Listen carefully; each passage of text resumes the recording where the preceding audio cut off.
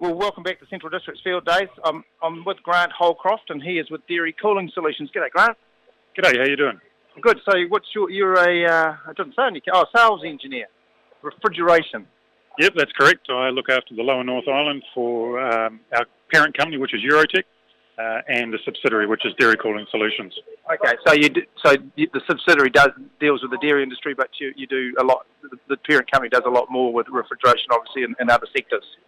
Yeah, that's correct. We do a lot of controls for different types of refrigeration systems, heating, ventilating, air conditioning, electrical, things like that.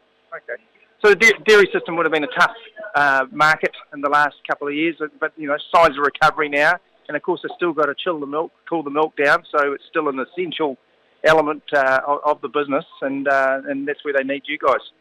Yeah, that's correct. The new regulations come in 1st of August next year, or by 1st of August, and there has been a little bit of leeway on that. It should have really taken effect a couple of years ago, but due to the dairy downturn, that's been kind of pushed back to give the farmers a bit of space to recover.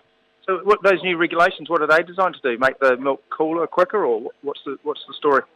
Yep, they're designed basically to get the milk cooler quicker, as you say. There's restrictions on the temperature it has to reach within a certain time of the start of milking. There's restrictions on the temperature after milking and before the second milking takes place if there hasn't been a milk pickup by the dairy company. So it's all about keeping the milk quality as high as possible, keeping the bacteria count as low as possible, and basically producing the best quality milk that we can so we can export it overseas. You're a lot younger than me, so you won't remember the old school milk days. Ray Walker's looking at me nodding, but the milk just used to sit out at the front gate in the sun until they used to make us drink it at lunchtime.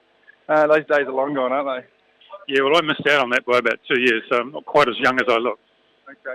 Right, so you're here on, what site, what's the name of the site here? What road are, for any dairy farmers who are listening, who want to come and have a chat to you, how do they find you at the field days?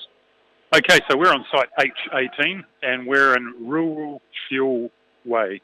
Rural Fuel Way. It's a hard one to say 3 times quickly. Yeah, it is a hard one, so we might test you with that a little later, Simon. Back to you at the studio. Thanks, Steve. Yeah, Rural Fuel Way. I'm pretty good with that.